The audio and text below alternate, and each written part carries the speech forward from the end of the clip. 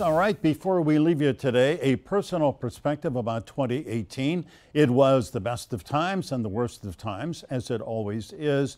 The worst was the massacre at Marjory Stoneman Douglas High on Valentine's Day, which will forever now be colored by the memory of the shootings and by the chilling video of Nicholas Cruz pulling out his AR-15 in a school stairwell and preparing to go on his psychotic rampage. Our hearts grieve with the families of the 17 students and faculty who died and for the 17 others who were wounded.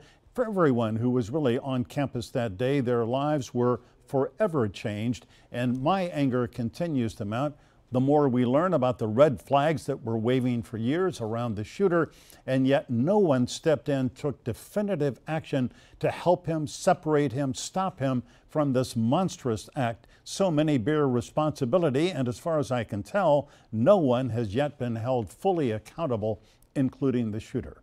On the plus side, I remain inspired by the young survivors of the MSD shootings. They are quite amazing. Here is an image from that time that I will never forget. Emma Gonzalez on the steps of the federal courthouse in Fort Lauderdale, calling BS against everyone who failed her, her classmates, and her generation. Emma's fierce words pierced our hearts, and her demands that assault weapons be banned were courageous and right.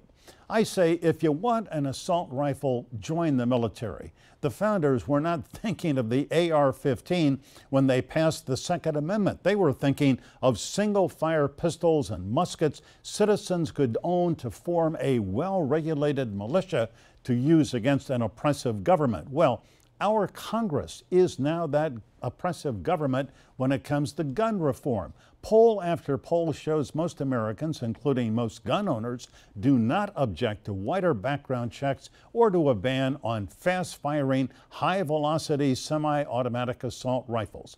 But Congress just won't act.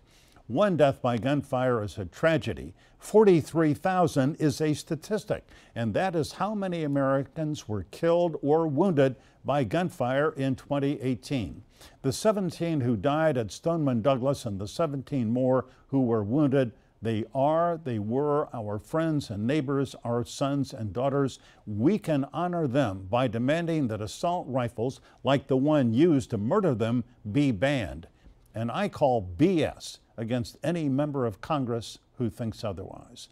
That is my perspective. Hope you have a wonderful Sunday and a great Happy New Year. Remember, as always, stay informed, get involved.